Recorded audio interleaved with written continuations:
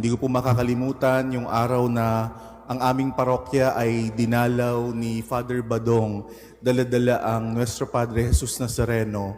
At sa mabuting kapalaran naman ay ngayon naririto kami sa kanyang assignment sa kanyang parokya San Jose sa Gagalangin, Tondo, para naman ihatid sa inyo itong napakagandang biyaya, ang 44 na relikiya, first-class relics of our Augustinian saints. Kasama po ng mga Augustinian saints ang first-class relic, bust relic ni Saint Rita of Cassia, known as Patron of the Impossible sa Universal Church. Mga kaibigan, si Santa Rita de Cassia po ay modelo ng mga Kristiyanong ina. Alam niyo po, pambihira kay Santa Rita sapagkat ang kanya pong asawa na noon po ay madahas sa kanya at hindi maganda ang kanilang pagsasama. Ang nangyari po ay ipinagdasal ni Santa Rita ang conversion of heart ng kanyang husband. Hindi kailanman ginantihan ni Santa Rita ng hindi mabuti ang kanyang husband, kundi sinuklian ng Kristiyanong pagmamahal at walang sawang panalangin. Dumating po yun. After 18 years of bad marriage, na-convert po yung husband. Kaya lang po yung husband na-assassinate, napatay. At yung mga anak po ni Santa Ritang dalawang lalaki, binatilyo, nais ipaghiganti ang kanilang tatay. Kaya lang po, yung nanay, si Santa Rita, Christian woman, ang gusto niya, ang mga anak niya, ang puso ay kagaya sa Ebanghelyo, ang puso ay kagaya kay Kristo, magpapatawad kahit na sa kaaway. Kasi sa puso ni Rita, pinatatawad niya lahat ng mga nakapatay dun sa kanyang husband. Kaya lang yung mga anak, di na maiintindihan siguro ng iba sa atin kung bakit ganun na lang ang kalooban, nais nilang maghiganti. Gayun pa man, nung hindi ma-convert ni Rita yung kanyang dalawang anak, nakipag-usap siya sa Diyos, Panginoon, kung mawawala sa akin ang dalawang anak kong ito na may mortal sin, of course, baka posibleng gantihan din sila nung mga mapapaslang nila. Ang sabi po ni Santa Rita sa Panginoon, Lord, kunin mo na lang po sila kesa mamatay silang may mortal sin. Alam niyo po, nagkaroon ng epidemya at ang dalawang batang pong yun ay nagkasakit at namatay. Si Santa Rita, balo at ulila, ano pong ginawa niya? Si Santa Rita ay pumasok sa konbento ng mga Madring Agustina sa Cassia. Ano po ginawa ni Rita sa loob ng panahon na yon? Nagpakabanal. At sa panahon na yon, araw-araw po siyang naghahablig ng kanyang likod. Ipinagdarasal ang katubusan ng husband niya at ng dalawang anak niyang lalaki.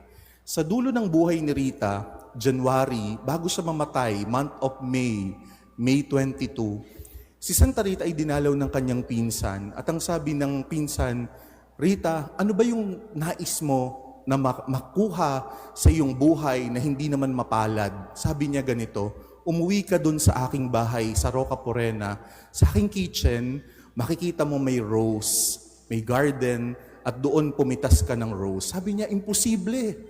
Imposible, Rita. January ngayon, umuulan ng yelo. Walang rose. Yung pinsan sumunod.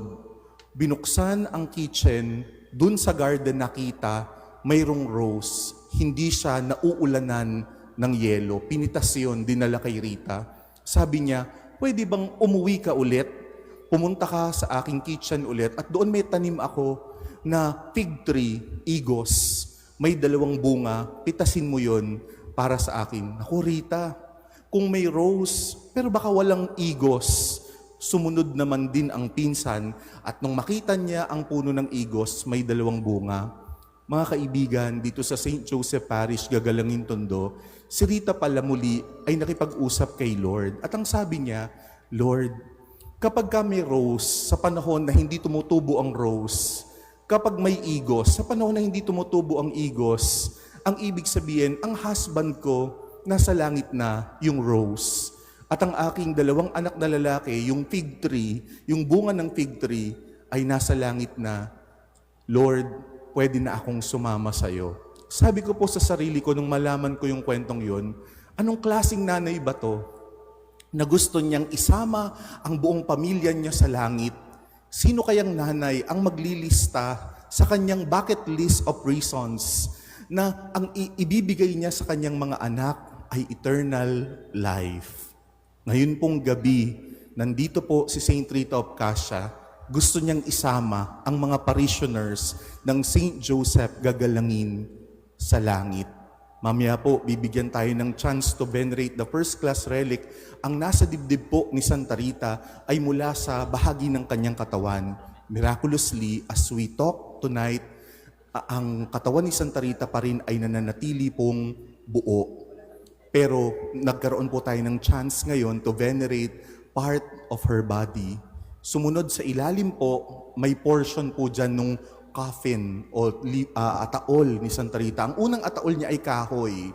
At yung kahoy na ataol na yun ay laging binubuksan pag dumadalaw ang prinsipe ng Portugal, because the Prince of Portugal happened to have cancer of the eye. Nagkaroon siya ng cancer sa mata. At alam niyo po, napagaling siya ng hindi naaagnas na katawan ni Santa Rita. Ang ataol po na yun ay inisang tabi sapagkat yung prinsipe ng Portugal nagpagawa ng ataol na gawa sa salamin. Ngayon po, yung ataol, bahagi ng ataol na yon at ng tela na nandun sa ataol ay nandun po sa ilalim ng reliquary bust ni Saint Rita. Hindi man tayo makakapunta sa Cassia ngayon, sa Italy ngayon, swerte ang gagalangin kasi makakahawak sa miraculous coffin ni Saint Rita.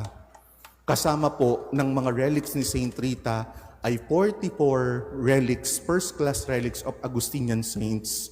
Andyan po sila lahat. Bakit po sila nandito?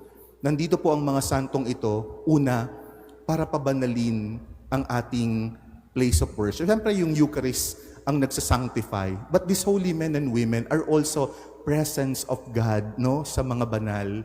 At yung ating mga rosaryo, may dala po ba kayong rosaryo? Ihipo nyo po yung inyong rosaryo sa mga relics so that those rosaries will become third class. Ano pong mangyayari? When you pray your rosary, you pray with the saints. Ano po ang mensahe ng mga santo sa inyo dito sa gagalangin? You are all being invited, saan? To live our calling sa ating baptism, to live a life of holiness. Tinatawag tayo ng mga santong ito bago magpasko, mga tagagagalangin, iisa lang ang gusto ni Lord, to be with Him in heaven. At the only way to be there, to be holy. Yan po ang invitasyon sa atin ng mga relics na ito. So maraming salamat po, Father Badong, at sa buong parish ng St. Joseph sa maiksing pagdalaw na ito.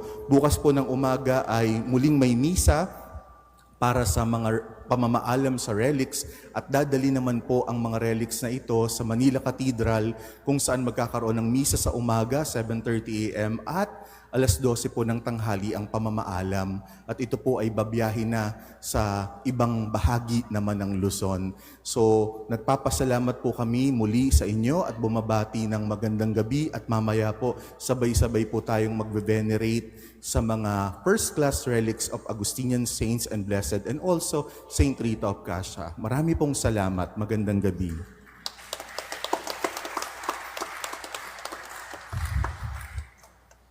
Magsitayo ng lahat.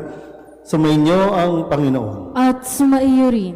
At pagpalain kayo ng makapangyarihang Diyos, Ama, at Anak, Espiritu Santo. Amen. Tapos ang banal na misa, humayo tayo sa kapayapaan ni Kristo. Salamat sa Diyos.